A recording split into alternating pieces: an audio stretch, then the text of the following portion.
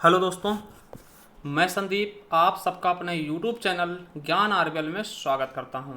दोस्तों, आज आपको बता दें कि हमारा टॉपिक क्या है। आप थंबनेल देख के पता कर चुके होंगे कि हमारा आज का टॉपिक क्या है। दोस्तों, हमारा टॉपिक है छंद की मैराथन क्लास का, यानी कि बस इसी एक क्लास में पूरा का पूरा छंद हम समाप्त कर देंगे। कहीं भी आपको भटकने की जरूरत नहीं है दोस्तों। एक एक क्वेश्चन हम इसमें छंद के करेंगे, जो चीज़ें आपको शायद कहीं नहीं भी लगे कुछ चीज़ें। ठीक है, तो परेशान मत होइएगा, जुड़े रहिएगा। और आपको बता दें, अगर चैनल पर नए हैं तो चैनल सब्सक्राइब कर लीजिएगा।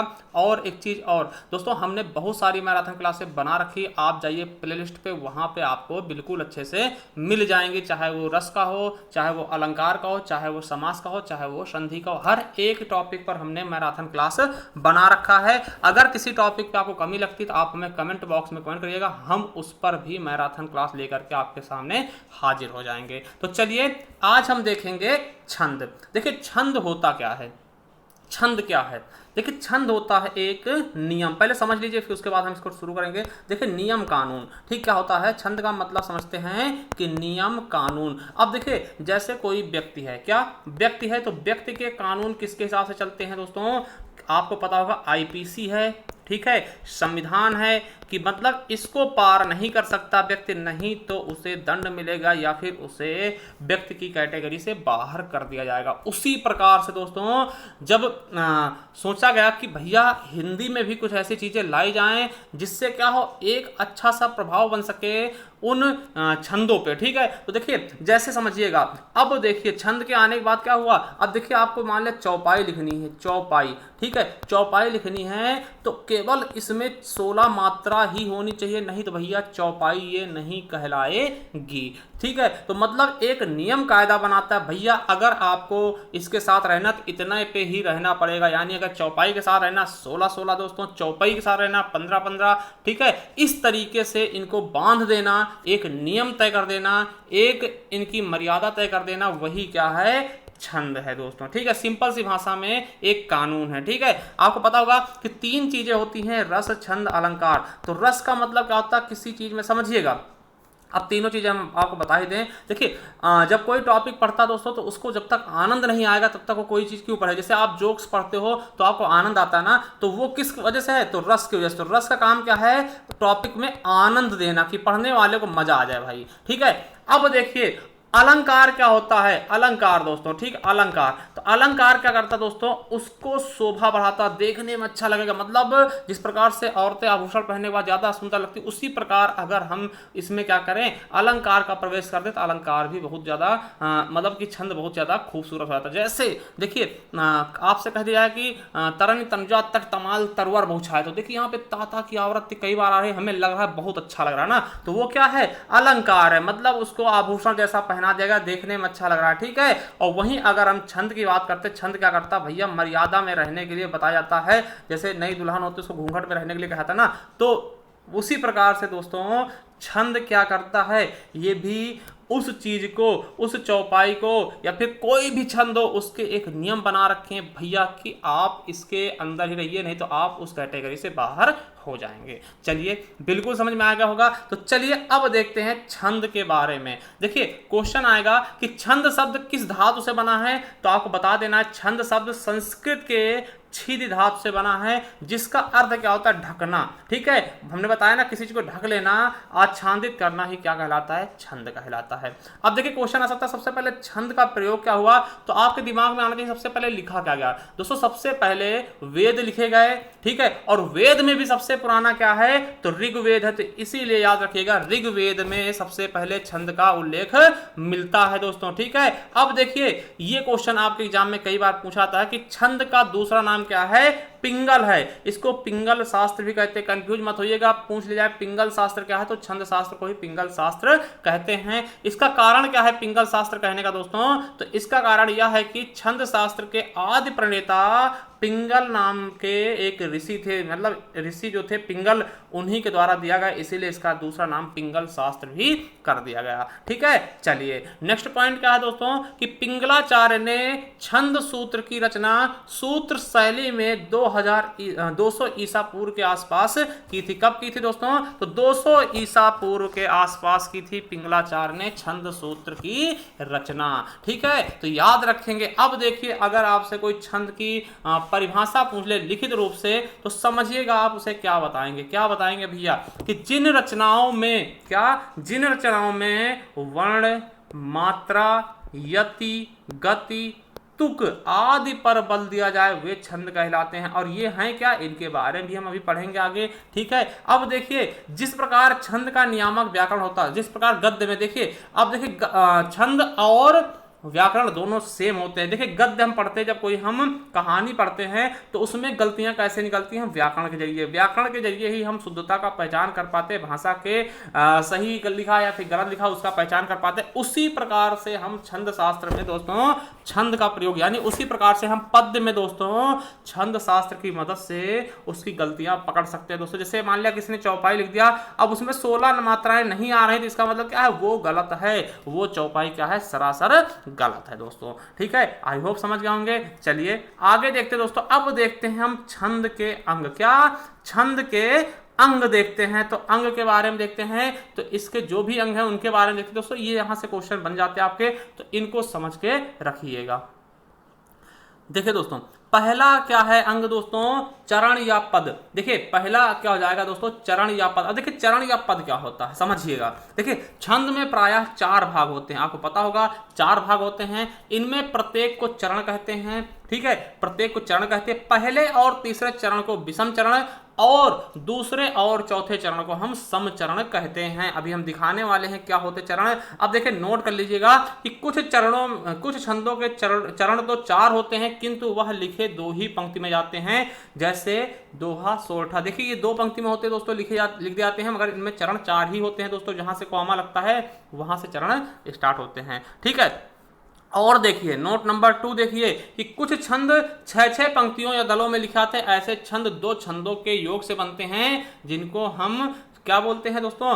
कुंडलियां और छप्पे बोलते हैं दोस्तों। देखिए, कुंडलियां दोहा और रोला से मिलकर बनती है, ये भी क्वेश्चन पूछा जाता है। और छप्पे दोस्तों रोला और उल्लाला से मिलकर बनते हैं दोस्तों। ठीक है, तो चलिए हम आपको बताने वाले हैं दोस्तों कि चरण क्या होते हैं। देखिए, ये आपका है एक, आप कह सकते हैं दोस्तों सोठा। ठीक है, मेरी भव बाधा हरो राधा नागर सोए, जा तन की झाई पड़े श्याम हरित दुत हो। जैसे समझिएगा, देखिए, मेरी भव बाधा हरो राधा नागर सोए। देखिए, 1 हो गई, ठीक है, पद 1 हो गया, 2 हो गया, ठीक है, और 3 हो गया चरण, और 4 चरण हो गए। तो 4 चरण हो गए ना। देखिए, यहां से यहां तक आया 1, मेरी भव आधारो 1 हो गया, राधा नागर सोए 2 हो गया, और जा तन की झाई पड़े 3 हो गया, और श्याम हरिद्युत होए क्या हो गया? 4 हो गए। अब देखिए, किनको हम सम बोलेंगे, किनको विषम बोलेंगे। देखिए, पहला और तीसरा, तो 1 और 3 संख्या क्या होती है? विषम होती है, ये विषम मात्रिक हो जाएंगे, सॉरी ये विषम चरण हो जाएंगे। और 2 और 4 क्या होते हैं? सम संख्या होती है, इसलिए इसको हम सम चरण बोल देंगे। तो बिल्कुल आसान है, कोई ज्यादा दिक्कत वाली बात नहीं है, समझ गए होंगे। चलिए आगे देखते दोस्तों। ठीक है, चलिए अब देखते हैं वर्ण और मात्रा।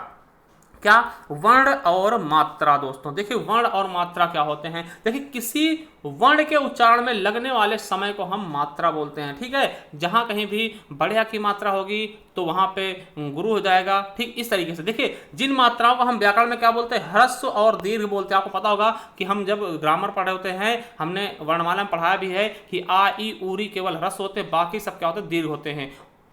तो उन्हीं मात्रा को हम देखिए, छंद शास्त्र में ह्रस्व को हम लघु बोलेंगे और दीर्घ को गुरु बोलेंगे। ठीक है, तो ये चीजें हैं आपके समझने वाली। ठीक है, अब देखिए, अब लघु कौन से होते हैं, उनके लिए चिन्ह क्या होता है, ये हम बताने वाले हैं। देखिए, लघु के लिए कौन से होते हैं, लेकिन लघु कौन से होते हैं और गुरु कौन से होते हैं। तो देखिए, जिनको हम ह्रस्व बोलते थे व्याकरण में, ठीक है, वर्णमाला में, उन्हें हम यहाँ पर लघु बोलेंगे। जैसे आ ई ऊरी, ये क्या है? ये 4 क्या है? लघु हैं। और इनका चिन्ह हम कैसे लगाएंगे? ये जैसे पूर्ण विराम का चिन्ह होता है, ऐसे हम लगा देंगे। जैसे आएगा, का आएगा तो का में कितनी मात्रा लगेगी? 1 ही मात्रा लगेगी। की में कितनी मात्रा लगेगी? 1 ही लगेगी। कु में कितनी लगेगी? 1 ही लगेगी। और क्री में कितनी लगेगी? 1 ही लगेगी, क्योंकि ये क्या है? ऋषि है दोस्तों। और वहीं अगर बात करते हैं गुरु क्या है, तो गुरु हमारा इन चारों को छोड़ करके बाकी सब गुरु में आ जाएंगे। जैसे बड़ा आ, बड़ी ई, बड़ा उ, ए ओ औ, ये सब क्या है? गुरु। और इनका चिन्ह दोस्तों लगभग एस के आकार का होता है। जैसे का आ गया तो का में क्या लगेगा? बड़ा। की में बड़ा,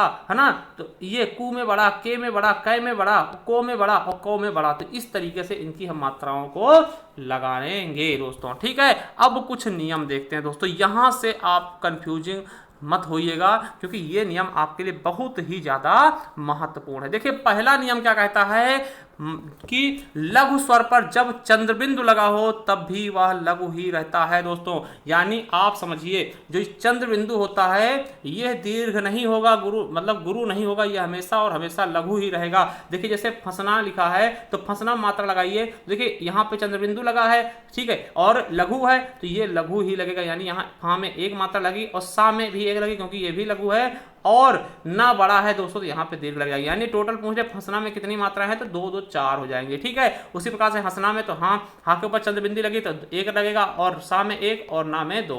ठीक है, चांद में देखिए, अब चांद में देखिए आप ये मत सोचिएगा, देखिए चा क्या है, बड़ा है, बड़े आ की मात्रा लगे, हम इसकी चंद्रबिंदु को जैसे यहाँ 2 नहीं लगा रहे हैं, ये बड़े आ की मात्रा को जो लगा रहे हैं तो यहाँ पे 3 हो जाएंगे टोटल। ठीक है, चलिए तो समझ गए, चंद्रबिंदु होगी तो वहां पर कोई मात्रा नहीं होगी, मतलब कि वहां पर एक ही मात्रा लगी रहेगी। ठीक है, मगर सोचिए तो नियम नंबर 2 क्या कहता है, जब किसी वर्ण पर अनुस्वार या विसर्ग लगा हो तो वह गुरु हो जाता है। देखिए जहां कहीं भी अनुस्वार यानी चंद्रबिंदु और दोस्तों, ठीक है, मतलब कि अनुस्वार और विसर्ग लगा हो, बिंदी और विसर्ग लगा हो दोस्तों, वहां पर दीर्घ हो जाता है। जैसे चंद्र में देखिए, चंद्र में देखिए यहाँ पर चा है, ऊपर बिंदी लगी तो यहाँ पे दीर्घ हो गया और दा। ठीक है, अतः हमें दोस्तों देखिए आज छोटा है और ता क्या है दोस्तों, विसर्ग लगा इसीलिए बड़ा हो जाएगा। प्रातः में दोस्तों प्रा भी बड़ा है और ये ता भी बड़ा है। ठीक है, तो ये हो जाएगा। कंस में देखिए, कंस में हो जाएगा। अब देखिए समझिएगा, अगर अनुस्वार आएगा तो वो दोस्तों ह्रस्व ही रहेगा, यानी छोटा ही रहेगा, और अगर ये बिंदु रहेगा तो वहां पे हो जाएगा। ठीक है, तो ये 2 नियम समझ लेंगे। अब देखिए तीसरे नियम थोड़ा सा आपको विचलित कर सकते हैं। क्या तीसरे नियम, चौथे नियम आपको थोड़ा विचलित कर सकते हैं। देखिए तीसरा नियम क्या कहता है, संयुक्ताक्षर या आधे वर्ण, यानी आधे वर्ण क्या बोलते हैं, स्वर रहित से पूर्व वर्ण में गुरु होगा। ठीक है, समझिएगा, अगर कोई शब्द क्या है संयुक्ताक्षर है तो उसके पहले वाला वर्ण को क्या कर देगा, गुरु कर देगा। यानी कि छा, त्रा, ज्ञा, स्रा और इस तरह से आधे का के साथ आधे भी अक्षर साथ में अगर कोई संयुक्ताक्षर है तो उसे क्या कर देगा दोस्तों, ये गुरु कर देगा। समझिएगा कैसे कर देगा गुरु, वो हम आपको बिल्कुल अच्छे समझाने वाले हैं। थोड़ा सा इसमें ध्यान दीजिएगा, क्योंकि ये चीजें आप लोग कंफ्यूजिंग कर जाते हैं। देखिए जैसे उदाहरण दिया सप्ताह, देखिए सप्ताह में क्या है, सा देखिए दोस्तों आधा है, सा सिंगल है तो यहाँ पे हम क्या लगाएंगे, लघु लगा देंगे। अब देखिए इसके बाद क्या है, आधा पा के बाद ता। देखिए इसके बाद क्या है, संयुक्त अक्षर है दोस्तों। संयुक्त अक्षर क्या होता है, जब आधे स्वर रहित और स्वर सहित मिलते हैं दोस्तों। अब देखिए ता के साथ में आधा ता, कोई भी वर्ण के पहले क्या आधा आ रहा दोस्तों। अब देखिए ये ता तो क्या है, बड़ा है, तो इसलिए यहाँ पे दीर्घ लगाएंगे। मगर दोस्तों अगर ये आधा है तो इसके पहले वाला वर्ण क्या हो जाएगा, बड़ा हो जाएगा, तो सा भी बड़ा हो जाएगा। देखिए सप्ताह इस तरह से लिखा जाएगा दोस्तों। ठीक है, समझिएगा। अब देखते हैं, थोड़ा सा आपको समझाने की कोशिश करते हैं दोस्तों, थोड़ा जूम करके, परेशान मत होइएगा। अब देखिए इसे रक्षाबंधन लिखा है, समझिएगा, जैसे रक्षाबंधन लिखा है तो देखिए रा क्या होता है दोस्तों, रा सिंगल है तो सिंगल हम लगा देंगे। मगर दोस्तों छा, अब देखिए इसमें आधा छा किस कैसे लिखते हैं, ये का और प्लस सा से। तो देखिए यहाँ छा तो बड़ा है तो इसको हम बड़ा कर देंगे, मगर यहाँ पे दोस्तों आधा का भी छा में छुपा हुआ है तो ये भी रा भी बड़ा हो जाएगा। ठीक है, और बन बड़ा है और धन ये हो जाएगा, रक्षाबंधन इस तरह से लिख दिया जाएगा दोस्तों। उसी प्रकार से अगर हम देखते हैं देश प्रेमी दोस्तों, देश प्रेमी में क्या होगा, देखिए दा बड़ा है, ठीक है, तो डबल लगा देंगे, और सा क्या छोटा देखते हैं तो छोटा लगा देंगे। मगर यहां देखते हैं कि प्रेमी में देखिए प्रा लगा है तो यहां पर संयुक्त अक्षर हो गया, तो इसका मतलब क्या, सा को ये बड़ा कर देगा तो यहां भी सा बड़ा हो जाएगा, और यहां पा भी बड़ा होगा क्योंकि एक ही मात्रा लगी, और मी भी बड़ा होगा, देश प्रेमी। उसी प्रकार से यक्षगान में देखते हैं दोस्तों, यक्षगान, अब देखिए यह है छा मिलके बनता है का और सा, संयुक्त अक्षर है इसलिए ये आगे वाले को बड़ा कर देगा। इसीलिए क्या होगा, ये या तो सिंगल है मगर ये का और सा की वजह से, क्योंकि ये संयुक्त अक्षर है इसलिए ये क्या कर देगा, इसको बड़ा कर देगा, तो यह भी 2 हो जाएगा। और छा देखिए सिंगल है तो 1 हो जाएगा, और गान दोस्तों ये हो जाएगा यक्षगान का। ठीक है, तो इस तरीके समझिएगा। ठीक है, जिस प्रकार से एक आध और समझा देते हैं। देखिए जैसे आपका यज्ञ हो गया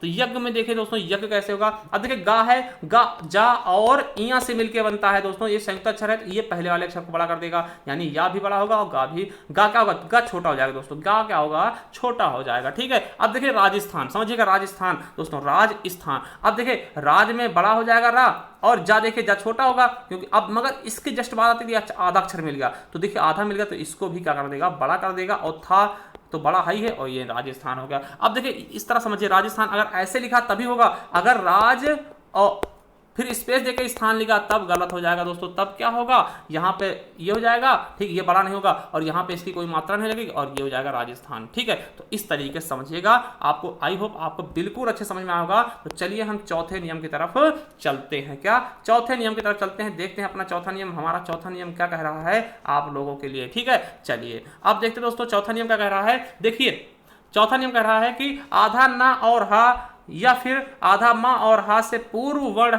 में हमेशा लघु मात्रा ही होगी, चाहे वर्ण दीर्घ हो या फिर ह्रस्व ही क्यों ना हो। मतलब कहीं भी अगर आधा ना हा और आधा माँ हा आता है, तो अगर उसके आगे वाला वर्ण अगर चाहे वो दीर्घ हो चाहे लघु हो, हमेशा लघु ही होगा। आप समझिए जैसे कान्हा, अब देखिए का बड़ा है, यहाँ पे हमें दीर्घ लगाना चाहिए। ठीक है, और देखिए मगर उसके जस्ट बाद क्या है, आधा ना और हा आ गया, यानी कि अब क्या होगा, तो इसके पहले वाला वर्ण हमेशा लघु हो जाएगा, यानी का को हम आधा कर मतलब कि लघु कर देंगे और ये हा बड़ा हो जाएगा। ठीक, इस तरीके से। अब देखिए उन्होंने दोस्तों, देखिए उन्होंने, तो ऊ क्या है, बड़ा है, इसको बड़ा लगाते हैं, मतलब ऊ क्या है दोस्तों, गुरु है, तो गुरु की मात्रा लगाएंगे। मगर हम उसके बाद देखते तो आधा ना और हा आ रहा है दोस्तों, तो ये इसको लघु कर देगा, यानी ह्रस्व कर देगा, लघु कर देगा, इसीलिए हमको लघु करेंगे। और यहाँ पे हो क्या है, बड़ा है और ने भी बड़ा है, तो ये हो जाएगा दोनों ने ना।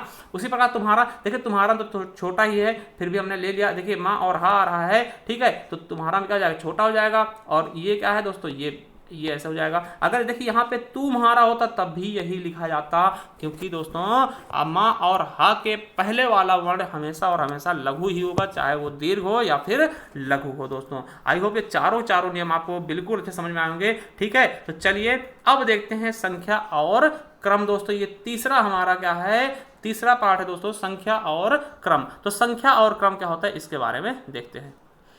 देखिए वर्णों और मात्राओं की गणना को संख्या कहते हैं तथा लघु और गुरु के स्थान के निर्धारण को हम क्रम कहते हैं। देखिए जो इनकी गणना होती है, कितने वर्ण हैं कितने अक्षर हैं, उनको ही क्या बोलते हैं हम दोस्तों, संख्या। और जो इनके स्थान होते हैं उनको हम क्रम बोलते हैं। देखिए संख्या क्या हो जाएंगे, जैसे हमारा ये है, मेरी भव बाधा हरो राधा नागर सोए, जा तन की झाई पर श्याम हरिदुत होए। तो देखिए इसमें संख्या क्या होगी, वर्ण क्या होंगे। देखिए अब यहाँ पे देखिए में बड़ी गुरु लगेगा, फिर रा में गुरु लगेगा क्योंकि बड़ा है, और भाव में क्या है एक लगेगा। ठीक है, बाधा में दोस्तों गुरु हो जाएंगे और यहाँ पे लघु गुरु हो जाएगा हरों में। ठीक, उसी प्रकार से राधा में दोनों गुरु हो जाएंगे क्योंकि बड़े हैं, और नागर में दोस्तों गुरु और लघु हो जाएगा और यहाँ पे गुरु लघु हो जाएगा। ठीक है, तो ये देखिए समझिए। अब इसमें आपकी बात करते हैं दोस्तों, संख्या क्या है, तो संख्या इनको गिनना ही संख्या कहलाता है। देखिए कितनी संख्या हो गई, 2 2 4, ठीक है, 2 6 2 8 2 10 11 12 13 हो गए दोस्तों, 13 यहाँ पे आ गए, और 2 2 4 4 2 6 2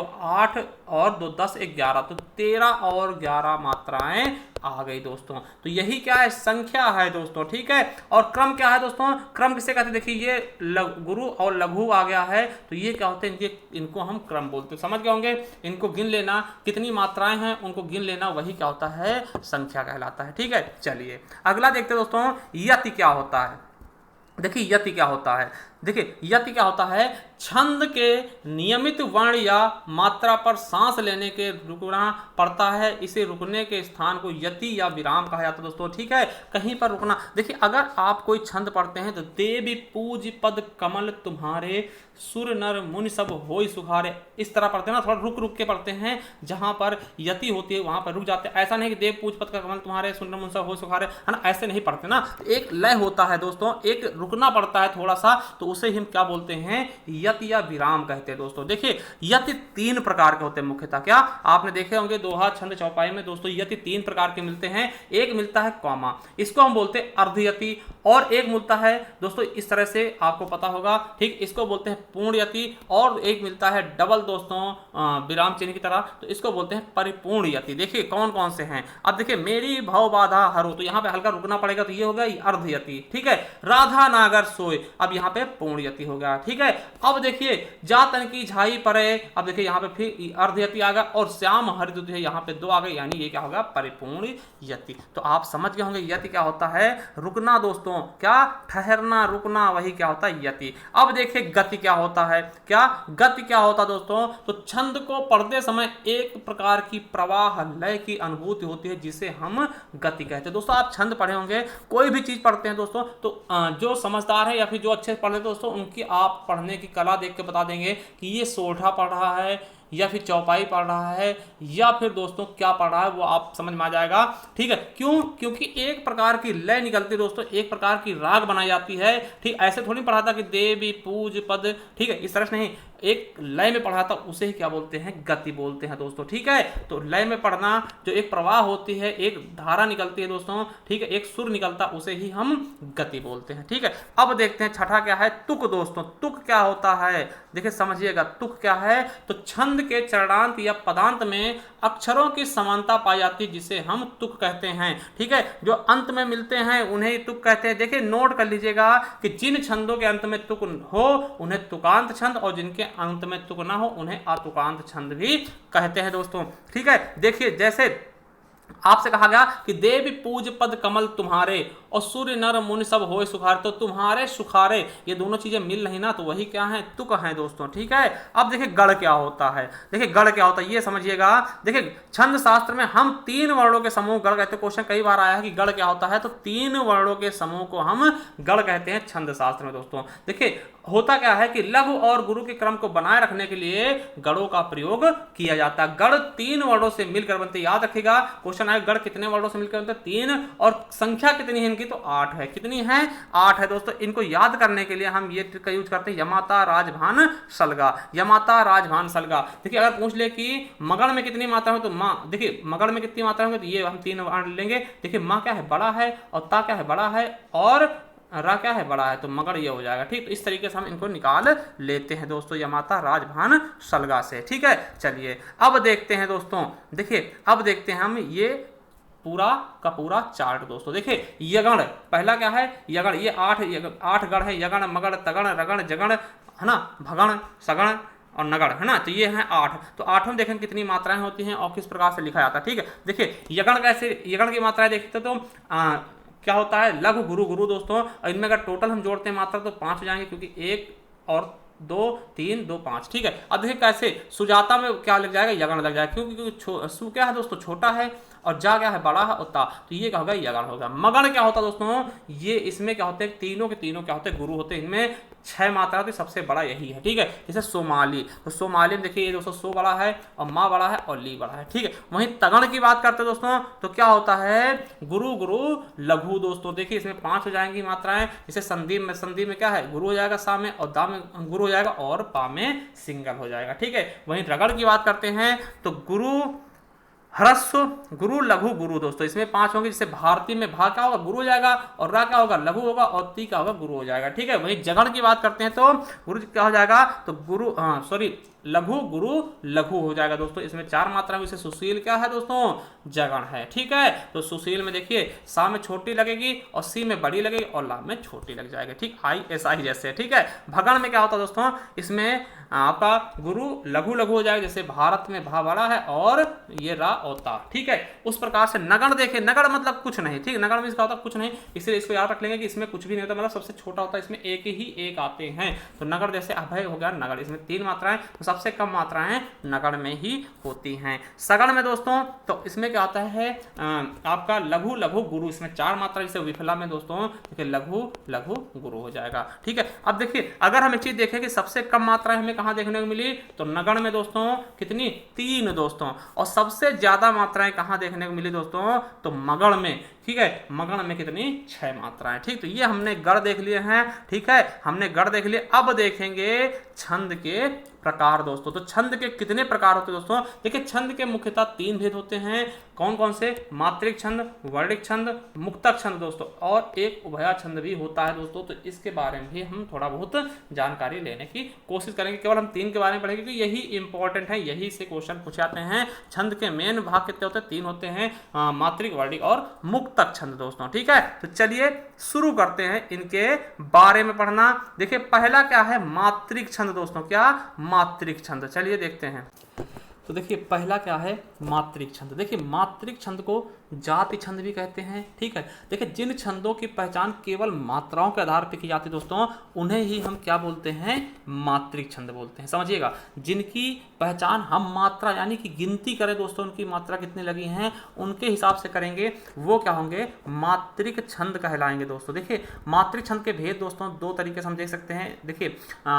देखिए मात्रिक छंद के दो तरीके से अध्ययन हम कर सकते हैं भेद के। पहला है एक पंक्ति में मात्राओं के आधार पर। देखिए इस तरह से भी हम दो तरीके से इसको भागों में बांट सकते हैं दोस्तों। पहला क्या है कि एक पंक्ति में मात्राओं के आधार पर, जैसे पहला क्या हो जाता है, इसमें अगर बांटे तो हम पहला क्या हो जाता है, साधारण मात्रिक छंद। देखिए जिन मात्रिक छंदों में 28 तक की मात्रा होती है, मतलब 28 तक मात्राएं हों, उसे हम साधारण मात्रिक छंद कहते हैं। जिसमें 28 मात्रा तक हो दोस्तों, उन्हें हम क्या बोलते हैं, साधारण मात्रिक छंद कहते हैं। जैसे दोहा हो गया, सोरठा हो गया, बरवय हो गया। क्या हो गया, दोहा, सोरठा, बरवय, इनको हम साधारण मात्रिक छंद कहते हैं। और दोस्तों आपको बता दें कि अगर 28 से ज्यादा मात्राएं हो जाएंगी दोस्तों, तो उसे हम दंडक कहेंगे। क्या बोलेंगे, दंडक मात्रिक छंद कहेंगे। देखिए ये जिस मात्रिक छंद में 28 से ज्यादा मात्राएं होती हैं, उनमें हम क्या बोलते हैं, दंडक मात्रिक छंद कहते हैं। जैसे देखिए चौपाई में क्या 15 यानी 30 मात्रा होती है, 28 से ज्यादा, इसलिए इसको दंडक बोलते हैं।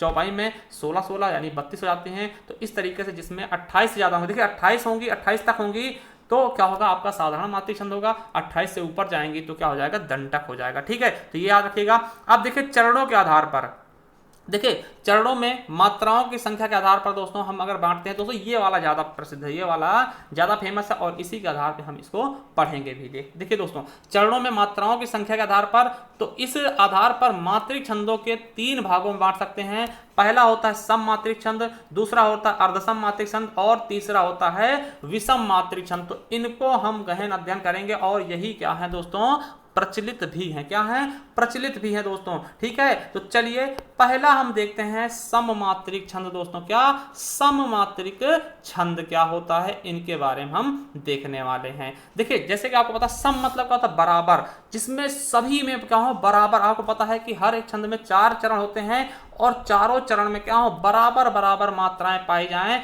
वही क्या होता है, सम मात्रिक छंद कहलाता है। सम मतलब क्या, बराबर, ये याद रखना बस। ठीक है, देखिए जिस छंद के चारों चरणों में मात्राओं की संख्या बराबर हो, उसे हम सम मात्रिक छंद कहते हैं। जैसे देखिएगा, ये पूरा लिख दिया हमने। देखिए जैसे अहीर में 11 मात्राएं, 11 11 11 11, तोमर में 12 12, चौपाई में 15 15। देखिए चौपाई में 15 और चौपाई में क्या हो गई, 16 16 हो गई। रोला में 24, गीतका में 26, हर गीतका में 28 28 और वीर या आल्हा में 31 31 और सार में 28, सरसी में 27 27, राधिका में 22 22 और पीयूष वर्ष में 19 19 मात्राएं होती हैं। इन्हें हम सम मात्रिक छंद कहते हैं दोस्तों। तो चलिए इनके बारे में थोड़ा हम डिटेल से देखेंगे।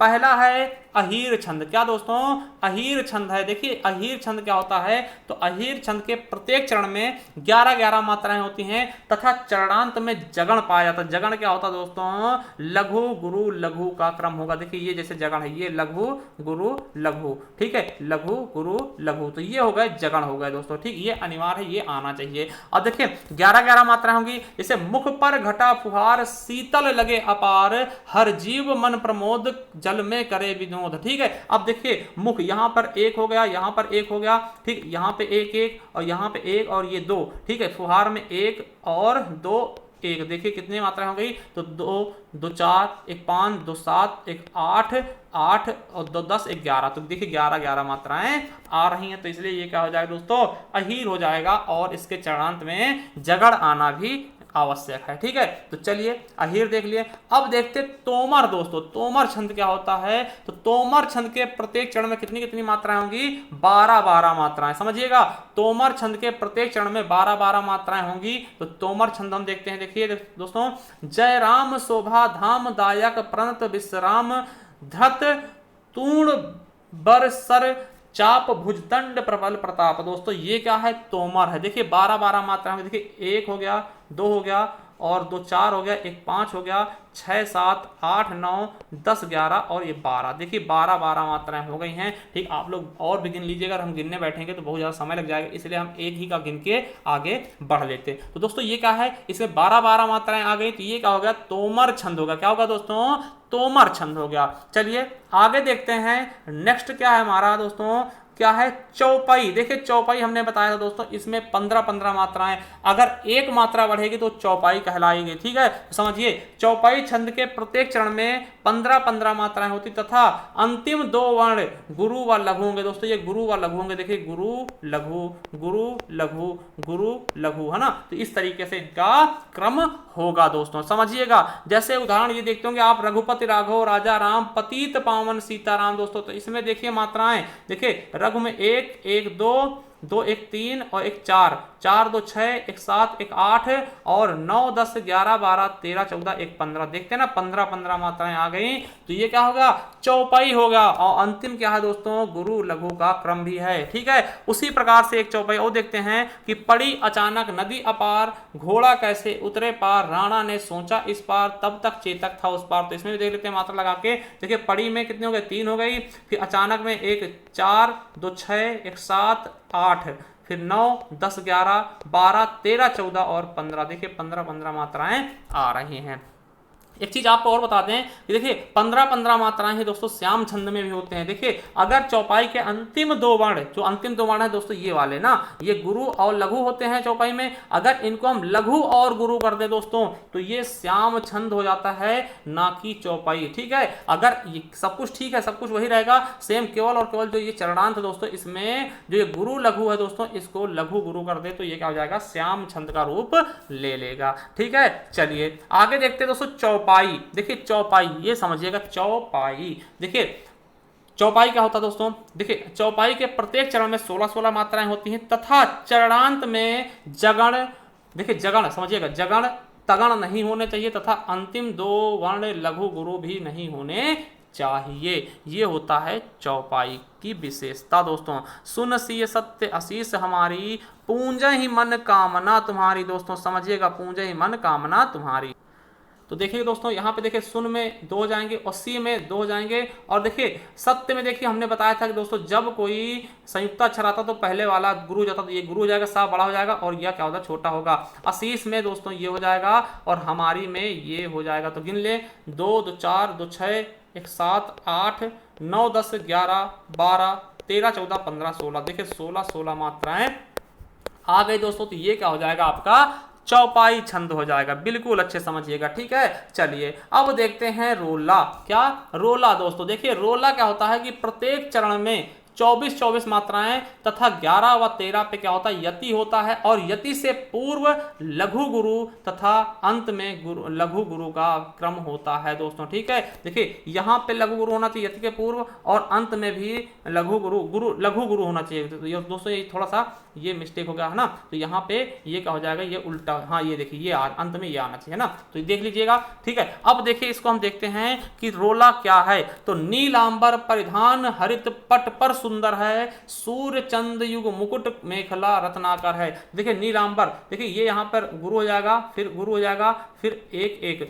ठीक है, परिधान में पा आधा आधा ये हो जाएगा 1 1 और ये धान। ठीक है, हरित में देखिए यहाँ पे देखते हैं तो 2 2 4 2 6 2 8 2 10 11। देखिए यहाँ पे 11 मात्राएं हुई और इधर क्या होनी 13। तो हरित में दोस्तों देखिए, हरित में कितनी, इसमें 3 हो गई, 3 ये हो गई, 4 5 6 7 और यहाँ पे 2 9 10 11 12 13। तो देखिए 13 हो गई ना, तो 11 और 13 मिलाकर टोटल 24 मात्राएं हो गई दोस्तों, और 24 मात्रा के साथ साथ ये क्या हो गया, रोला छंद हो गया आपका, क्या रोला छंद हो गया दोस्तों। ठीक है, चलिए अब देखते हैं गीतिका। देखिए गीतिका में क्या होता है दोस्तों, 26 26 मात्राएं होती, 14 और 12 मात्राओं पे यति होता। देखिए समझिएगा, 14 और 12 मात्राओं पर क्या होता है, यति होता। देखिए साधु भक्तों में सुयोगी संयमी बढ़ने लगे, सभ्यता की सीढ़ियों पर सूरमा चढ़ने लगे। अब देखिए दोस्तों यहां पर कितनी मात्राएं होंगी, देखिए साधु तो 2 हो गई, एक ये 3 हो गया। अब देखिए भक्तों, देखिए ये क्या संयुक्त अक्षर है तो भा भी क्या हो जाएगा, बड़ा हो जाएगा, और ता भी क्या होगा, बड़ा। तो देखिए और में दोस्तों 2 हो जाएंगी, और सुयोगी में दोस्तों 1 2 2, तो कितने हो गए, 2 3 और 2 3 2 5 2 7 2 9 1 10 11 12 13 14, तो दोस्तों यहाँ पे 14 हो गई। अब संयमी में देखते हैं तो 2 हो गया, 1 हो गया और 2 हो गया, बढ़ने में 1 1 2 हो गया, और लगे में 1 और 2 हो गया। तो देखिए 5 5 4 9 और 9 3 12, तो यानी देख लिया हमने 14 और 12 मात्राएं, टोटल जोड़ते 26 हो जाएंगे दोस्तों, ठीक है। और दोस्तों यही क्या होता हमारा गीतिका छंद हो जाएगा, ठीक है, क्या हो जाएगा, गीतिका। और वही बात करते हैं हर गीतिका की दोस्तों, तो हर गीतिका में 2 मात्राएं और बढ़ेंगी, कितनी हो जाएंगी, 28 हो जाएंगी। देखिए प्रत्येक चरण में 28 मात्राएं तथा 16 व 12 मात्राओं पर क्या होता है, यति होता है दोस्तों, क्या होता है, यति होता। समझिएगा, कहती हुई यो उत्तरा के नेत्र जल से भर गए, हिम के कणों से पूर्ण मानो हो गए पंकज नए। दोस्तों आपने इसे उत्प्रेक्षा अलंकार के उदाहरण में बहुत बार देखा होगा, तो इसमें याद रखिएगा क्या होता है, हर गीतिका होगा, क्या कौन सा छंद होगा दोस्तों, तो हर गीतिका छंद इसमें होगा। कैसे होगा देखिएगा, कहती हुई यो उत्तरा, देखिए कहती, देखिए ये होगा 4, हुई देखिए यहां पर क्या होगा, ये होगा 2 6, ठीक है, 4 और 3 7 और ये 2 9 और 1 10 1 11 और 2 13 और 2 13 और 2 दोस्तों क्या होगा यहाँ पर, देखिए इसमें मात्राएं थोड़ा सा गलत हो गई हैं लगाने में, ठीक है। देखिए गिनते आइएगा, देखिए कहती 1 2 2 4 और हुई में दोस्तों 4 1 5 और 2 7 2 9 1 10 1 11, सॉरी 2 9 2 11 हो जाएंगे दोस्तों। यहाँ पर उत्तरा में क्या होगा, 2 हो जाएंगे, तो 11 और 12 13 14 और 15 16, तो देखिए 16 आ गए। अब यहाँ नेत्र में देखते हैं तो 1, ठीक है, और दोस्तों 2 देखिए 2 1 3 हो गया, 3 2 5 और 2 7 2 9 और 3 12, तो हो गया ना 16 और 12 मात्रा, यानी टोटल अगर करते हैं दोस्तों तो 28 हो जाएगा, ठीक है। तो ये क्या है दोस्तों, आपका हर गीत का दोस्तों, ठीक है। चलिए अब देखते हैं आल्हा छंद। समझिएगा आल्हा छंद, जिसको हम वीर या आल्हा बोलते हैं दोस्तों। देखिए आल्हा छंद के प्रत्येक चरण में 31 मात्राएं होती हैं, मगर दोस्तों 16 और 15 पे क्या होता है, यति होता है दोस्तों। और इस छंद को मात्रिक सवैया भी कहते हैं, याद रखिएगा, इस छंद को मात्रिक सवैया भी कहते हैं दोस्तों। और यह वीर रस का सर्वाधिक सर्वप्रिय उदाहरण भी है दोस्तों, ठीक है। चलिए दिखाते हैं आपको। देखिए आल्हा छंद क्या है, 12 बरिस ले कुकुर जिए औ 13 लो जिए सियार, बरिस 18 छत्री जीवे आगे जीवन को धिक्कार। देखिए 12 बरस, देखिए यहाँ पर क्या होगा, गुरु लघु लघु दोस्तों, फिर बरिस ये हो जाएगा, ये होगा दोस्तों बरिस, ला सिंगल हो जाएगा, और कुकुर में दोस्तों देखिए यहाँ पर क्या है, छोटा है, तो यहाँ पे क्या हो जाएगा, लघु हो जाएगा, और ये सिंगल सिंगल, और जीए में दोस्तों ये गुरु हो जाएंगे। तो इनको अगर जोड़ते हैं दोस्तों, ठीक है, और ले औ 13 लो जीएस यार दोस्तों, इसको आप जोड़िएगा, ठीक है। तो यहाँ पे डबल हो जाएगा, यहाँ पे ये गुरु हो जाएगा, ये सिंगल होगा, और यहाँ पे गुरु होगा, और जीए में दोस्तों ये सिंगल, और ये गुरु, और ये सिंगल, ये गुरु, और ये गुरु, ये सिंगल, ठीक। तो इनको अगर जोड़ते हैं दोस्तों 16 और 15 मात्राएं आएंगी, यानी टोटल 31 मात्राएं दोस्तों। ये क्या हो जाएगा, वीर या आल्हा हो जाएगा, ठीक है। चलिए आगे देखते हैं दोस्तों। अब देखिए सार देखते हैं, क्या सार देखते हैं दोस्तों। इसके प्रत्येक चरण में 28 मात्राएं तथा 16 व 12 मात्राओं पर क्या होता है, यति होता है दोस्तों। किसमें, सार में दोस्तों। देखिए बहुत ही अच्छा ये उदाहरण है दोस्तों। जिसको हम पूजा करते थे दिल ही दिल में बरसों, क्या, जिसको हम पूजा करते थे दिल ही दिल में बरसों, वो कमबख्त सितमगर निकला दिल का दुश्मन परसों।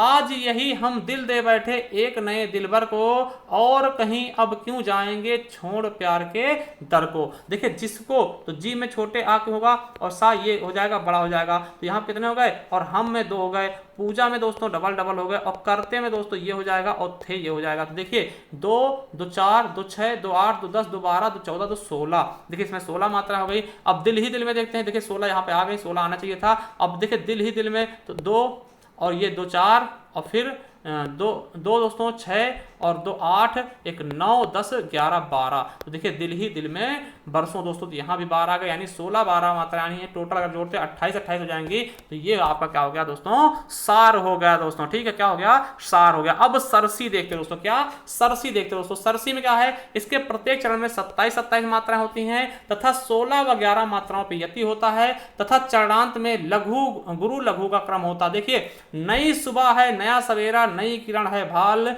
नए नए कलरव किलकारी हुए कपोलन लाल दोस्तों। तो देखिए यहां पर कैसे मात्रा लगाएंगे, देखिए एक हो गया, यहां पे दो हो गया, सुबह में दोस्तों तीनों सिंगल हो जाएंगे, है में डबल हो जाएगा, और नया में दोस्तों ये हो जाएगा, और सवेरा में सिंगल और डबल और डबल। तो देखिए 3 और 3 6 2 8 1 9 10 11 12 13 14 15 16, देखिए 16 मात्राएं आ गई। और नई में कितने दोस्तों, इधर देखते, देखिए इधर 16 आ गई, इधर देखते हैं तो देखिए सिंगल लगेगा, ये डबल लगेगा, और सिंगल सिंगल सिंगल और डबल और सिंगल। तो दोस्तों यहाँ पे देखते हैं तो 3 3 6 2 8 2 10 1 11, तो 16 और 11 मात्राएं आ गई, यानी टोटल कितनी मात्राएं हो गई, 27 मात्राएं दोस्तों। तो ये हो गया आपका सरसी होगा, क्या होगा दोस्तों, सरसी हो गया। ठीक है, अब देखते हैं राधिका। क्या राधिका दोस्तों, तो देखिए प्रत्येक चरण में राधिका क्या होता है, इसके प्रत्येक चरण में 22 मात्राएं होंगी, 13 व 9 पर क्या होगा, यति होगा, 13 और 9 पर क्या होता है, यति होगा। देखिए समझिएगा राधिका क्या है, भोर भई आलस त्याग ठान तू मन में, लक्ष्य पर निशाना साध जोर भर तन में। दोस्तों देखिए भोर में क्या होगा, डबल हो गया और सिंगल, फिर लघु गुरु, ठीक है, फिर गुरु लघु लघु, और फिर क्या होगा, गुरु और लघु। देखिए गिनती करिए, 3 और 3 6 3 9 और 3 11 1 12, सॉरी 3 12 और 1 13, ठीक है, तो 13 मात्राएं हो गई। अब इधर 9 देखते हैं तो डबल 1 3 हो गया, 3 2 5 6 7 और 8 9, तो आप देख चुके हैं कि 13 और 9 मात्राएं, टोटल कितनी, 22 मात्राएं। तो ये किसकी पहचान है दोस्तों, ये क्या है, राधिका है दोस्तों, क्या है, राधिका है। ठीक है, चलिए आगे देखते हैं पीयूष वर्ष दोस्तों। क्या पीयूष वर्ष दोस्तों, देखिए इसके प्रत्येक चरण में 19 मात्राएं तथा 10 व 9 पर क्या होता है, यति होता है। 10 और 9 पे क्या होगा दोस्तों, यति होगा। प्रत्येक चरण में 19 मात्राएं। देखिए आज माता भूमि चाहे वीरता, क्या आज माता भूमि चाहे वीरता, शक्ति चाहे भक्ति चाहे धीरता।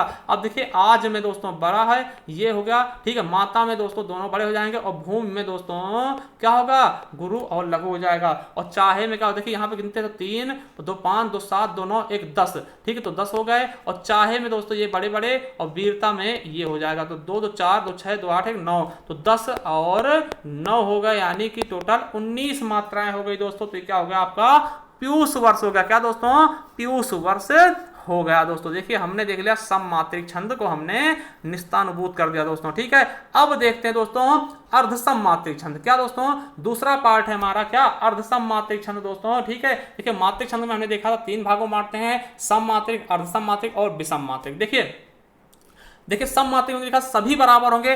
अर्धसम मात्रिक में क्या होता है दोस्तों, आधे आधे, यानी कि सम के सम चरण बराबर होंगे मात्राएं, और विषम की विषम चरणों में बराबर होंगी। तो समझिएगा, देखिए जिन छंदों के प्रथम व तृतीय, समझिएगा प्रथम व तृतीय मतलब क्या, विषम चरण, ठीक है, द्वितीय व चतुर्थ यानी कि सम चरण में क्या संख्याएं बराबर हो दोस्तों, उसे हम अर्धसम मात्रिक छंद कहते हैं। जैसे देखिए इसके उदाहरण क्या होंगे, दोहा, सोरठा, बरवय, उल्लाला। क्या, दोहा, सोरठा, बरवय और उल्लाला दोस्तों। तो इन चारों के बारे में हम बिल्कुल अच्छे से पढ़ने वाले हैं। ये क्या है, अर्धसम मात्रिक, क्योंकि आपने देखा होगा इनके आधे आधे चरण, मतलब कि सम के सम चरण बराबर होते हैं और विषम के विषम चरण की मात्राएं बराबर होती हैं। तो चलिए पहला देखते दोस्तों दोहा। देखिए इसके विषम चरणों में 13-13 और सम चरणों में 11-11 मात्राएं होती हैं, 13-13 11-11 मात्राएं होती हैं, तथा सम चरणों के अंतिम 2 वर्ण क्या होंगे, क्रमशः गुरु और लघु होंगे, यानी ऐसे होंगे सम चरण के अंतिम 2 वर्ण। ठीक है, और दोहा छंद के किसी भी चरण का आरंभ जगड़ या तगड़ से नहीं होता। तो ये भी याद रखेंगे कि दोहे छंद का कोई भी शुरुआत, कोई भी दोहे के छंद का शुरुआत जगड़ या तगड़ से नहीं होना चाहिए दोस्तों। ठीक है, कितनी मात्राएं, 13-11। बहुत बार पूछा जाएगा आपसे, यही क्वेश्चन पूछाएंगे कि कितनी मात्रा होती है दोहा। आप पूछेगा दोहा का उल्टा क्या होगा, सोठा बता देना, सोठा।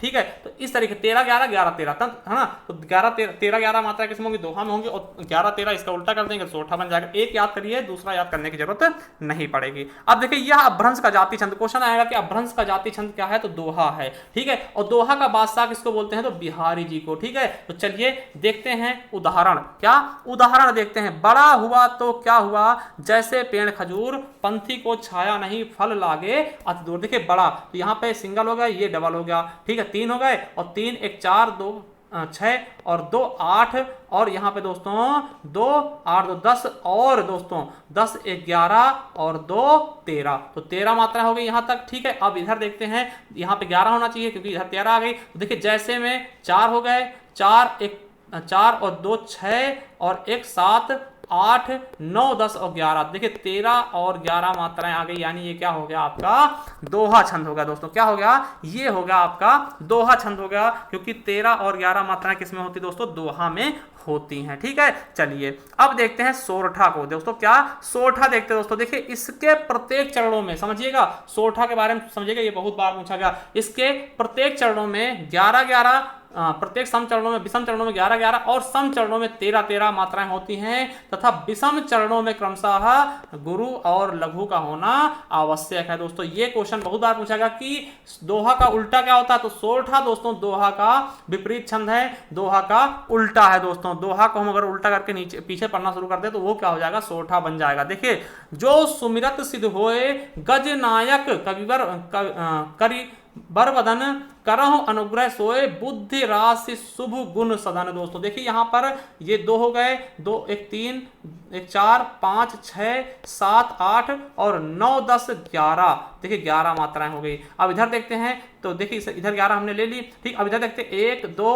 3 4 5 6 7 8 9 10 11 12 13। तो देखिए यहाँ पर 11 और 13 मात्राएं आ गई, यानी कि क्या हो गया, ये सोरठा छंद हो गया। क्या हो गया, सोरठा छंद हो गया दोस्तों। ठीक है, चलिए अब देखते हैं आगे नेक्स्ट छंद हमारा क्या है। अगला छंद क्या है दोस्तों, बरवय आ गया। क्या आ गया, बरवय आ गया दोस्तों।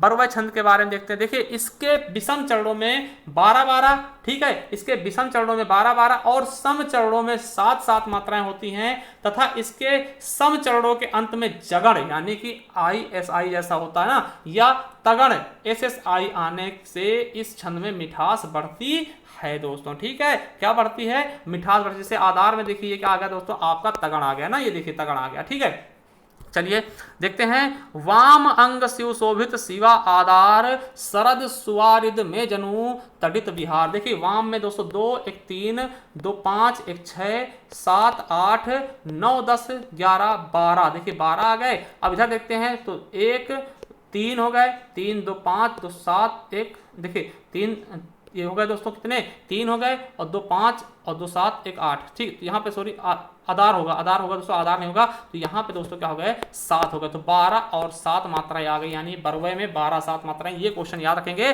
बरवय 12 7 दोस्तों ये पूछा जाता है दोस्तों। तो ये भी क्या है, अर्ध सम्मात्रिक छंद। चलिए अब देखते हैं उलाला दोस्तों। क्या उलाला देखते हैं दोस्तों। देखिए इसके प्रत्येक, देखिए इसके विषम चरणों में 15 और सम चरणों में दोस्तों 13 मात्रा होती है। किसमें, उलाला में। क्या विषम चरणों में 15 और सम चरणों में 13 मात्राएं होती हैं। समझिएगा, सब भांति सुशासित हो जहां समता के सुखकर नियम, बस उसी सुशासित देश में जागे है जगदीश हम। समझिएगा, देखिए यहां पर 1 मात्रा 2 हो गई, और 2 4 1 5 6 7 8 9 10 11 12 13 14 15। देखिए 15 मात्राएं हो गई। और इधर देखते हैं तो 1 2 3 4 5 6 7 8 9 10 11 12 13। तो देखिए 15 और 13 मात्राएं मिल गई दोस्तों। ये क्या हो गया, उल्लाला। अब क्वेश्चन पूछा उल्लाला कौन सा छंद है, तो क्या है दोस्तों, ये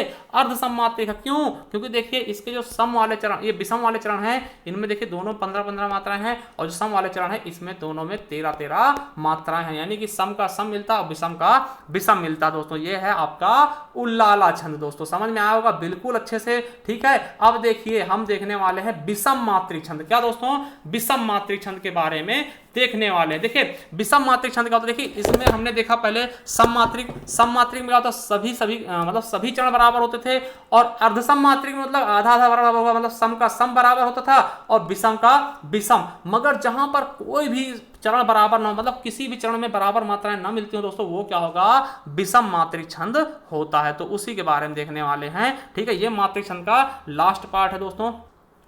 देखिए दोस्तों अमूमन क्या होता है कि प्रत्येक छंद में क्या होता है दोस्तों, 4 ही चरण होते हैं, मगर ये जो विषम मात्रिक छंद है दोस्तों, इसमें 6 चरण होते हैं। 6 चरण क्यों होते हैं, क्योंकि ये 2 चीजों को मिलकर बनता है, मतलब 2 छंदों को आपस में जोड़ने से बनता है दोस्तों ये विषम मात्रिक छंद। समझिएगा, ठीक है। इसीलिए दोस्तों क्वेश्चन बहुत बार पूछेगा कि निम्नलिखित में से भिन्न कौन है, दोहा, सोरठा और कुंडलियां और उल्लाला दे देगा दोस्तों। तो आपको कुंडलियां अलग कर दें, क्योंकि कुंडलियां क्या है, 2 से मिलके बनता है। ठीक है, तो इसलिए तो समझिएगा इस छंद में 6 चरण होते हैं। पहली चीज क्या, 6 चरण किसमें होते हैं, विषम मात्रिक छंद। कौन कौन से, कुंडलियां और छप्पर। देखिए इस छंद में 6 चरण होते हैं और प्रत्येक चरण में मात्राओं की संख्या भिन्न भिन्न रहती है और इन्हें दोस्तों संयुक्त छंद भी कहा जाता है। क्या, संयुक्त छंद भी कहते हैं। जैसे कुंडलियां और छप्पर। दोस्तों कुंडलियां किससे मिलकर बनेगा, तो दोहा और रोला। देखिए कुंडलियां को कैसे याद रख लेंगे दोस्तों, DR डॉक्टर। देखिए डॉक्टर ही आजकल क्या है दोस्तों, आपकी कुंडली डॉक्टर के हाथ में दोस्तों, ठीक है। तो याद रखेंगे DR से कुंडलियां। दोस्तों कुंडलियां किसके हाथ में, आपको पता कोरोना फैला हुआ है दोस्तों, तो डॉक्टर की बहुत ज्यादा जरूरत है।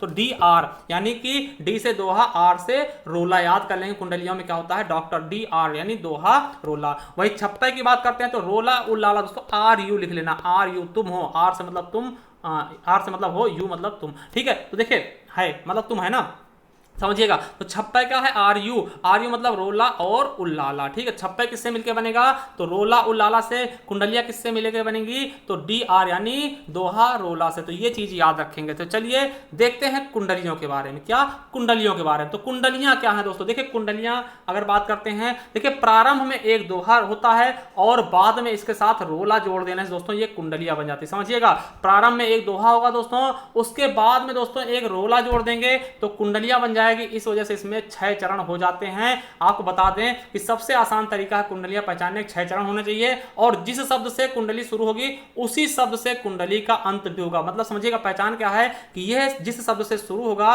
उसी शब्द से इसका अंत भी होगा दोस्तों। तो ये है कुंडलियां की पहचान दोस्तों। चलिए बताते हैं क्या पहचान है। देखिए जैसे ये है आपका कुंडलियां, देखिए कितनी लाइनें हैं आपको दिखा दें, समझिएगा 6 लाइनें, 6 चरण हैं। देखिए, साईं अपने भ्रात को कबौ न दीजिए त्रास, पलक दूर नहीं कीजिए सदा राखिए पास, सदा राखिए पास, त्रास कबौ नहीं दीजिए, और त्रास दियो लंकेश ताही की गति सुन लीजिए, कहे गिरिधर कविराय राम सो मिलियो जाई, और पाए विभीषण राज लंकपति बाज्यो साईं। दोस्तों देखिए यहाँ पे साईं से ही स्टार्ट हुआ है और साईं पर ही अंत होगा। यानी कुंडलियों की सबसे खास बात क्या होती है, जिस शब्द से शुरू होगा उसी शब्द से इसका अंत भी होगा। यही हमने क्या यहाँ पे शुरुआत में बताया कि जिस शब्द से शुरुआत होगा उसी शब्द से इसका अंत भी होगा दोस्तों। तो याद रखेंगे कुंडलियों की सबसे अच्छी बात क्या है, खास बात क्या है, 6 चरण में होंगे और जिस शब्द से इसकी शुरुआत होगी उसी से इसका अंत होगा। तो आपसे पूछेगा कोई कुंडलियां किससे मिलकर होती है, तो आप याद रखेंगे DR यानी डॉक्टर से ना। तो कुंडलियां किससे, डॉक्टर से। D से दोहा, R से रोला दोस्तों, ठीक है। चलिए अब अगला देखते हैं दोस्तों, विषम मात्रिक छंद का अगला उदाहरण क्या है दोस्तों, छप्पे। क्या, छप्पे दोस्तों। छप्पे हमने बताया था किससे, RU, R से रोला, U से उल्लाला दोस्तों, ठीक है। समझिएगा छप्पे क्या है कि प्रारंभ में एक रोला और उसके पश्चात उल्लाला जोड़ देने पर दोस्तों छप्पे बन जाता है। यहाँ पे छप्पे लिख लेना, कुंडलियां लिख गया दोस्तों, गलती हो गया। तो क्या बन जाता है दोस्तों, छप्पे बन जाता है, ठीक है। और इसके प्रत्येक चरण में कुल कितने चरण होते हैं, तो 6 चरण होते हैं, ठीक है। अब दोस्तों क्वेश्चन आएगा कि ये अवधि का निजी छंद, क्वेश्चन पूछेंगे अवधि का निजी छंद कौन सा है, तो छप्पे है। क्या है दोस्तों, अवधि का निजी छंद कौन सा है, तो छप्पे। देखिए दोस्तों, अब देखिए छप्पे है तो इसमें दोस्तों ये जो 2 लाइनें हैं ये किसकी है दोस्तों, ठीक। ये जो आपकी लाइनें दिख रही है दोस्तों, ये शुरुआत की 4 लाइनें हैं, ये आपकी किसकी हैं दोस्तों, रोला की हैं दोस्तों। क्या, रोला की हैं। और ये जो लास्ट वाली 2 लाइनें हैं ये हैं आपकी उल्लाला की, ठीक है। क्या है, उल्लाला की। तो दोस्तों आपको पता होना चाहिए कि छप्पे क्या है, अवधि का दोस्तों ये एक क्या है, निजी छंद है। क्या दोस्तों, अवधि का यह एक निजी छंद है, ये भी आप याद रखेंगे। तो चलिए इसके हम देखते हैं, उदाहरण देखते हैं, ठीक है। कि जहां स्वतंत्र विचार न बदले, क्या, जहां स्वतंत्र विचार न बदले मन में मुख में, क्या, जहां स्वतंत्र विचार न बदले मन में मुख में, जहां न बाधक बने सबल निबलों के सुख में, और जहां सुनिए सबको जहां समान जो उन्नति का अवसर हो, और शांति दायिनी निशा हर्ष सूचक बासर हो। और ये देखिए ये होगा आपका रोला, ठीक है। अब देखिए उल्लाला शुरू हो गया, सब भांति सुशासित हो जहां समता के सुखकर नियम, बस उसी सुशासित देश में जागे हैं जगदीश हम। दोस्तों देखिए ये आपकी 6 लाइनें हो गई, 1 2 3 4 5 6। ये पहले क्या है, रोला है, और ये क्या है, उल्लाला की 2 लाइनें। तो ये क्या हो गया आपका दोस्तों, छप्पे हो गया दोस्तों। तो हमने देख लिया दोस्तों, देखिए हमने देख लिया मात्रिक छंद पूरी तरीके से देख लिया। अब हम देखेंगे वर्णिक छंद के बारे में। क्या दोस्तों, वर्णिक छंद के बारे में देखेंगे। देखिए वहां पे क्या होता है, मात्राएं गिनते थे। अब यहाँ पे हमें मात्रा गिननी नहीं होगी, वर्ण गिनेंगे। क्या दोस्तों, वर्ण गिनेंगे। समझिएगा वर्ण और मात्रा में क्या अंतर होता है। देखिए मान लिया हमने ले लिया दोस्तों, ये मान लिया हमने लिखा संदीप, ठीक है, संदीप अपना नाम ही ले लिया। अब देखिए अगर हम इसको मात्रिक छंद से देखें कितनी मात्राएं होंगी दोस्तों, देखिए सा के ऊपर बिंदी यानी इसमें दीर्घ लगेगा और यहाँ दा में दीर्घ लग जाएगा और ये पा, तो कितनी मात्रा होंगी दोस्तों, 5 मात्रा होगी। 2 2 4 1 5। अगर हम इसको हम मात्रिक छंद के हिसाब से देखते हैं तो 5 हो गई, और वर्णिक छंद के हिसाब से देखें कितने अक्षर होंगे, 1 2 3, तो वर्णिक के हिसाब से 3, यानी इस तरह से गिनेंगे तो वो वर्णिक छंद होगा। तो चलिए देखते हैं। देखिए वर्णिक छंद के सभी चरणों में वर्णों की संख्या समान रहती है तथा लघु और गुरु का क्रम भी समान रहता है। तो देखिए किस वर्णिक छंद में कितने कितने वर्ण होंगे वो हम एक शॉर्ट में दिखाते हैं, फिर इसके बारे में हम गहन अध्ययन भी करने की कोशिश करेंगे। तो चलिए देखिए 8 वर्ण किसमें होते हैं, तो प्रमाणिका में दोस्तों 8 वर्ण होते हैं। क्वेश्चन आएगा कि प्रमाणिका में कितने वर्ण होते हैं, तो 8 वर्ण होते हैं। देखिए 11 वर्ण किस किस में होते हैं, तो स्वागता हो गया, भुजंगी हो गया, शालिनी हो गया, इंद्र वज्रा हो गया, दोधक हो गया और उपेंद्र वज्रा में 11 वर्ण होते हैं दोस्तों। वहीं अगर 12 वर्ण की बात करते हैं तो वंशस्थ हो गया दोस्तों, भुजंग प्रयात हो गया, द्रुत विलंबित हो गया और तोटक में दोस्तों 12 वर्ण होते हैं। वहीं अगर 14 वर्ण की बात करें तो बसंत तिलका में 14 वर्ण और मालिनी में कितने, तो 15 वर्ण दोस्तों, और पंच चामर और चंचला में दोस्तों 16 वर्ण पाए जाते हैं। वही बात कर ले दोस्तों 17 वर्ण की, तो 17 वर्ण मंद्राकांता और शिखरणी में 17 वर्ण, और दोस्तों 19 वर्ण किसमें पाते हैं, तो शार्दूल विक्रीडित में दोस्तों 19 वर्ण होंगे। और दोस्तों सबसे इंपॉर्टेंट आपका ये सवैया है, 22 से लेकर के 26 वर्ण तक सवैया में पाए जाते हैं, 22 से 26 वर्ण तक। वहीं घनाक्षरी में दोस्तों 31 वर्ण और रूप घनाक्षरी में 32 वर्ण और देव घनाक्षरी में 33 वर्ण, और दोस्तों 31 से लेकर के 33 वर्ण दोस्तों कवित्त या मनहरण में पाए जाते हैं दोस्तों। तो ये आपका थोड़ा सा शॉर्ट हो गया दोस्तों किसका, वर्णिक छंद का। अब इसके बारे में थोड़ा सा हम डिटेल में भी देख लेंगे दोस्तों, ठीक है। तो चलिए शुरू करते हैं, थोड़ा डिटेल में पढ़ना दोस्तों, ठीक है। देखिए अगर आप अभी तक लाइक नहीं किया वीडियो तो वीडियो लाइक कर दीजिएगा, क्योंकि ऐसा कंटेंट आपको मिलने वाला नहीं है यूट्यूब पे। तो देखिएगा, देखिए पहला क्या है, इंद्र वज्रा, ठीक है। देखिए इसके प्रत्येक चरण में 2 तगण, तगण मतलब क्या होता है, गुरु गुरु लघु, पहले 2 क्या आएंगे, तगण आएंगे, फिर एक जगण यानी कि लघु गुरु लघु आएगा, और 2 गुरु मिल करके टोटल 11 वर्ण हो जाएंगे। देखिए 3 ये 3 3 6 इसमें आ जाएंगे और 3 9 और 2 11, तो टोटल 11 वर्ण होंगे। और 11वें पे क्या होगी, यति होगा, और इसका प्रथम वर्ण क्या होगा, गुरु होगा। समझिएगा इसका प्रथम वर्ण क्या होगा, गुरु होगा, यानी गुरु से इसकी शुरुआत होगी। समझिए देखिए जागो उठो भारत देशवासी, देखिए जागो ये क्या होगा, ये हो गया है ना, ये हो गया, और उठो में क्या होगा, ये बड़ा हो जाएगा और फिर ये ऐसे लग जाएगा, ठीक है। देखिए यहाँ पर क्या होगा, पहले 2 तगण होंगे, देखिए ये एक तगण हो गया और ये हो गया आपका दूसरा तगण, ठीक है। क्या होगा, दूसरा तगण होगा। अब देखिए अब ये हो गया, ये यहाँ पे सिंगल होगा, लघु होगा, और यहाँ पे गुरु और ये लघु हो जाएगा, ठीक है। तो देखिए यहाँ पे क्या हो गया, फिर क्या होगा दोस्तों, ये आपका क्या हो जाएगा, जगण हो गया, ठीक है। ये देखिए जगण हो गया एक, ठीक है, एक जगण बन गया। और देखिए लास्ट में क्या होगा, 2 गुरु मिल गए, तो 2 गुरु मिल गए, तो हो गया ना 11 वर्ण। देखिए पहले क्या आया दोस्तों, ये आपका 2 तगण आ गए, 2 तगण लगातार आए, फिर उसके बाद एक जगण आया दोस्तों, फिर उसके बाद 2 गुरु मिल गया दोस्तों। तो इस तरीके से ये क्या बन गया, इंद्र वज्रा बन गया। यानी क्या होंगे, 2 तगण होंगे, ठीक है, और फिर एक जगण आएगा, फिर उसके बाद 2 गुरु मिलकर के 11 वर्ण हो जाएंगे। तो 11वें वर्ण पे क्या होगा, यति होगा, देखिए यति है, फिर वही हो जाएगा सिंपल सा सेंटेंस, ठीक है। तो जागो उठो भारत देशवासी, आलस त्यागो न बनो विलासी, ऊंचे उठो दिव्य कला दिखाओ, संसार में पूज्य पुनः कहलाओ। दोस्तों ये क्या है आपका, इंद्र वज्रा दोस्तों। चलिए अगला देखते हैं, उपेंद्र वज्रा दोस्तों। देखिए इसके प्रत्येक चरण में क्रम में क्या होगा, जगण होगा, फिर तगण होगा एक, फिर जगण होगा। देखिए जगण होगा,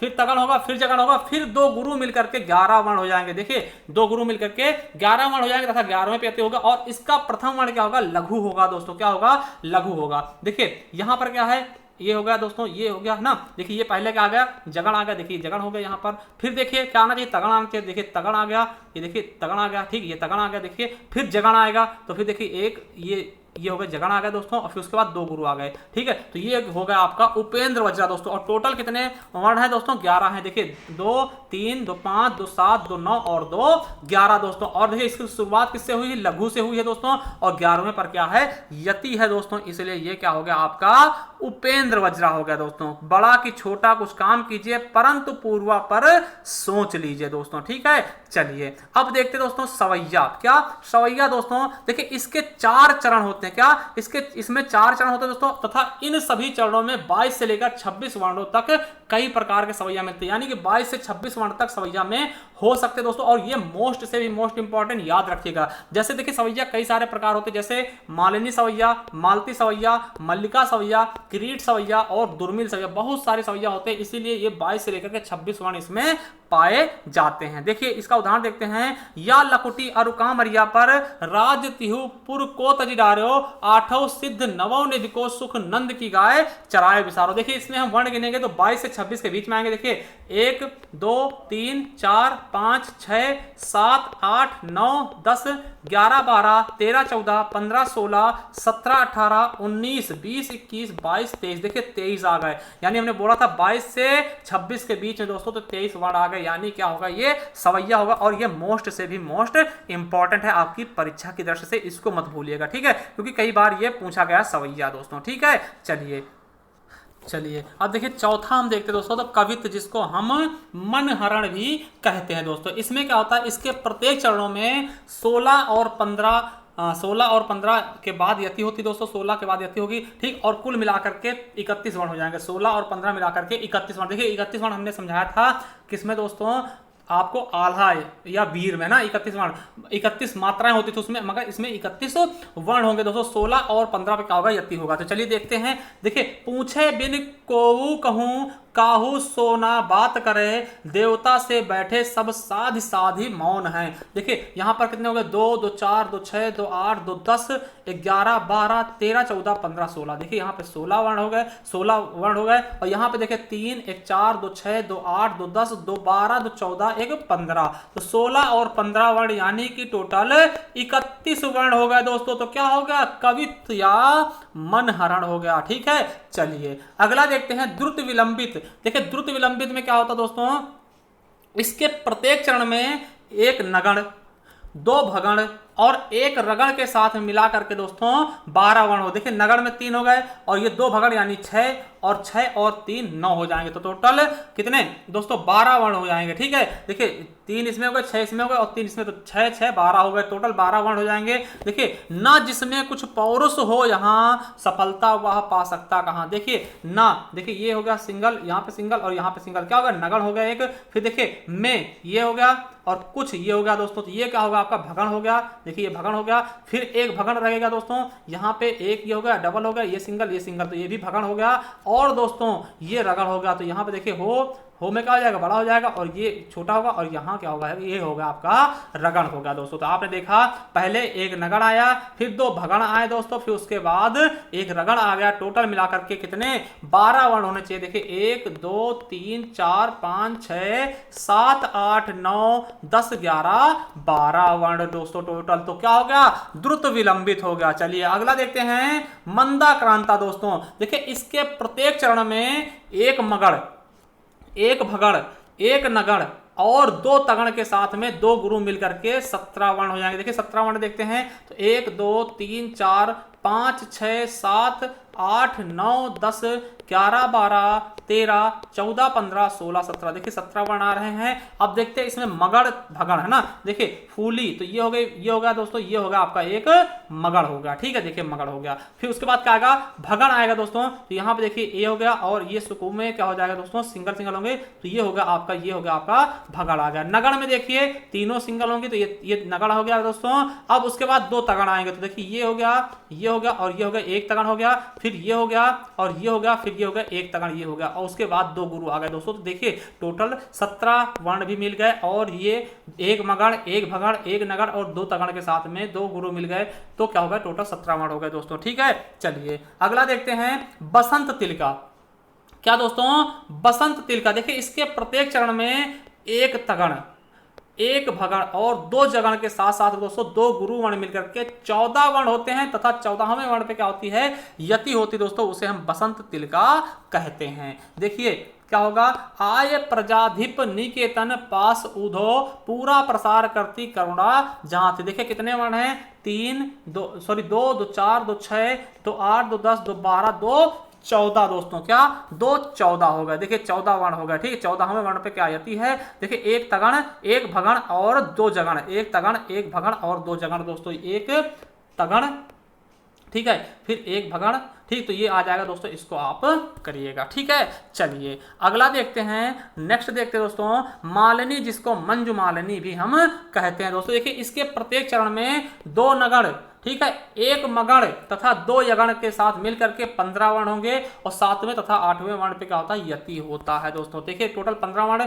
तो देखिए 2 2 4 2 6 1 7 1 8 2 10 11 और 3 11 3 214 1 15 वर्ण। अब देखिए 2 नगण, देखिए यहाँ पर एक एक एक, ये एक नगण हो गया, फिर एक एक एक, ये 2 नगण हो गए, फिर देखिए क्या आएगा, मगण आएगा। तो तीनों क्या होंगे, बड़े। तो देखिए के में बड़ा होगा और मै में बड़ा होगा, पा में बड़ा होगा, तो ये होगा एक मगर। अब यगण आएगा दोस्तों, तो यगण देखिए एक ए 2 2, ये यगण हो गया, फिर यगण आएगा एक, तो फिर देखिए ये यगण आ गया। तो टोटल कितने वर्ण हो गए, 15 वर्ण हो गए दोस्तों। 2 नगण एक मगण 2 यगण के साथ मिलकर के टोटल 15 वर्ण हो गए और 7वें और 8वें पे क्या है, यति होती है दोस्तों। तो यही क्या है दोस्तों, आपका मालिनी या मंजू मालिनी कहलाती है, ठीक है। चलिए अगला देखते हैं, वंशस्थ देखते हैं दोस्तों। इसके प्रत्येक चरण में जगण तगण जगण रगण मिला करके कुल क्रम मिलाएंगे दोस्तों, तो 12 वर्ण होंगे।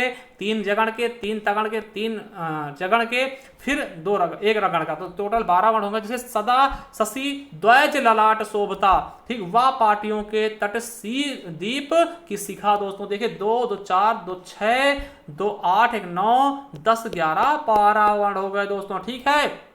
तो यहां पे क्या होगा, देखिए जगण, देखिए दोस्तों यहां पर हो गया आपका, ये डबल हो जाएगा और ये जगण हो गया। फिर तगण आएगा तो ये हो गया और ये हो गया और ये तगण आ गया दोस्तों, ठीक है। अब देखते हैं जगण आएगा तो ये दोस्तों क्या हो गया, जगण हो गया, ठीक है। ये आपका देखिए ये जगण हो जाएगा, फिर एक हो जाएगा रगण हो जाएगा दोस्तों, ठीक है। चलिए अगला देखते हैं, भुजंग प्रयाति का दोस्तों, भुजंग प्रयाति, इसके 4 यगण, इसमें 4 यगण आते दोस्तों और टोटल 12 हो जाते। देखिए चारों यगण होंगे, देखिए यहाँ पर कलातीत कल्याण कल्याणकारी, ठीक है, सदा सच्चिदानंद दाता पुरारी दोस्तों। यहां पर क्या होंगे, 4 के चारों क्या होंगे, यगण होंगे। देखिए ये हो गया, ये हो गया, ये हो गया, ठीक है। फिर ये हो गया, ये हो गया, देखिए या ला के पहले ये आधा है ला, तो ये पूरा हो जाएगा। फिर यह हो गया, फिर ये हो गया, फिर दोस्तों ये पूरा हो जाएगा, ठीक। ये देखिए दोस्तों ये हो गया, ठीक है। फिर ये हो गया और फिर ये हो गया दोस्तों। फिर देखिए 4 क्या आ रहे हैं, 4 के 4 यगण आ रहे हैं दोस्तों। और देखिए कितने वर्ण है, टोटल 12 वर्ण है। देखिए 2 2 4 2 6 1 7 8 9 10 11 12, तो टोटल 12 वर्ण है दोस्तों। 4 यगण के साथ कौन बनता है, भुजंग प्रयाति दोस्तों। क्या, भुजंग प्रयाति बनता है दोस्तों, ठीक है। तो हमने देख लिया मातृ छंद देखा, फिर वर्ण छंद देखा। अब देखते थोड़ा सा मुक्तक छंद के बारे में हल्का फुल्का देख लेते हैं, फिर ये छंद का क्या होगा हमारा एक ही वीडियो में पूरा समाप्त हो जाएगा दोस्तों। देखिए बिना लाइक किए बिना सब्सक्राइब के चैनल को मत जाइएगा, बहुत मेहनत लगती है, ठीक है। चलिए मुक्तक छंद देखिए, मुक्तक छंद क्या होगा, किसी चीज की कोई परवाह ना, ना हमको छंद से, ना हमको वर्ण से मतलब है और ना ही दोस्तों किससे मतलब है, हमें मात्राओं से। मुक्तक मतलब क्या, मुक्त हो जाना, इन सभी चीजों से मुक्त हो जाना, समझिएगा। चरणों की अनियमित असमान स्वच्छंद गति और भावानुकूल यति विधान ही मुक्तक छंद है। देखिए इसमें ना तो हमें वर्ण से मतलब होगा, अगर वर्ण से होगा तो वर्णिक छंद हो जाएगा, और ना ही दोस्तों मात्रा से मतलब होगा, और मात्रा से मतलब होगा तो मात्रिक छंद हो जाएगा। तो दोनों से मतलब ना होकर के दोस्तों जो होता है उसे क्या बोलते हैं, मुक्तक छंद दोस्तों, ठीक है। तो चरणों की अनियमित असमान स्वच्छंद गति और भावानुकूल यति विधान ही मुक्तक कहलाती है। देखिए मुक्तक छंद, देखिए अगर दोस्तों सब कुछ है, ना तो इसमें मात्राएं हैं ना ही दोस्तों इसमें वर्ण गिनती होती, तो फिर ये छंद कैसे हुआ। तो दोस्तों इसको छंद कौन बनाता है, तो गति बनाता है दोस्तों। एक राग जो होता है वो इसको छंद की श्रेणी में ले आता है। देखिए मुक्तक छंद नियमबद्ध नहीं होते हैं, केवल स्वच्छंद गति और भावपूर्ण यति, देखो गति और यति के साथ ही इन्हें मुक्तक छंद में रखा जाता है दोस्तों। सबसे मेन क्वेश्चन क्या है, क्वेश्चन बहुत बार पूछा जाएगा कि मुक्तक छंद का सर्वप्रथम प्रयोग किसने किया, तो सूर्यकांत त्रिपाठी निराला जी ने। किसमें, तो जूही की कली नामक कविता में इन्होंने सबसे पहले मुक्तक छंद का प्रयोग किया। ये क्वेश्चन आपके लिए मोस्ट से भी मोस्ट इंपॉर्टेंट है। क्वेश्चन पूछा जाएगा कि सबसे पहले मुक्तक छंद का प्रयोग किसने किया, तो आप बताइएगा क्या, सूर्यकांत त्रिपाठी निराला जी ने सबसे पहले दोस्तों क्या, सबसे पहले मुक्तक छंद का प्रयोग किया दोस्तों, ठीक है। तो चलिए इसका उदाहरण देखते हैं कि वह तोड़ती पत्थर देखा मैंने उसे इलाहाबाद के पथ पर। देखिए यहां पर एक राग बन रहा दोस्तों, एक लय मिल रहा, देखिए पत्थर और पर, है ना। तो दोस्तों ये मिल रहा है, मगर इसमें ना मात्राएं हम गिनेंगे ना ही हम क्या इसके वर्ण गिनेंगे दोस्तों, ठीक है। तो यही क्या है, मुक्तक छंद है दोस्तों। जैसे आप देखते होंगे कि कुमार विश्वास दोस्तों मुक्तक छंद के कवि है ना, कोई दीवाना कहता है, कोई मस्ताना कहता है ना, तो वो सब क्या है, उसमें कोई पाई मात्रा नहीं गिन रहे हैं दोस्तों, ठीक है। क्योंकि आधुनिक कवि जो है दोस्तों पाई मात्रा पर ज्यादा ध्यान नहीं देते दोस्तों, इसीलिए मुक्तक छंद आने से थोड़ा सा आसान हो गया है, ठीक दोस्तों, थोड़ा सा क्या हो गया है, आसान हो गया है, ठीक है। तो देखिए आज की ये मैराथन क्लास खत्म होती है, आपसे हम अनुरोध करेंगे दोस्तों, अगर और भी आप मैराथन क्लास पढ़ना चाहते हैं आप हमारे प्लेलिस्ट पे जाइएगा, वहां आपको प्लेलिस्ट मिल जाएंगे। हमने संपूर्ण हिंदी साहित्य का इतिहास पढ़ा है दोस्तों, एक ही वीडियो में दोस्तों 5 घंटे प्लस की क्लास है, एक ही वीडियो में पूरा का पूरा संपूर्ण साहित्य का इतिहास पढ़ा दिया है। और एक ही वीडियो में हमने भाषा का इतिहास पढ़ाया है, भाषा का इतिहास 3 घंटे की वीडियो है दोस्तों, और एक ही वीडियो में हमने पूरा हिंदी पढ़ाया है 2 घंटे के लगभग वीडियो। तीनों के तीनों वीडियो के लिंक हम डिस्क्रिप्शन में दे देंगे, वहां से जाकर के आप अच्छे से पढ़ सकते हैं दोस्तों। तो आप हमें बताइए कमेंट बॉक्स में आपको वीडियो कैसी लगी, अगर अच्छी लगी तो जरूर बताइएगा, शेयर करिएगा, चैनल सब्सक्राइब करिएगा। थैंक यू, धन्यवाद।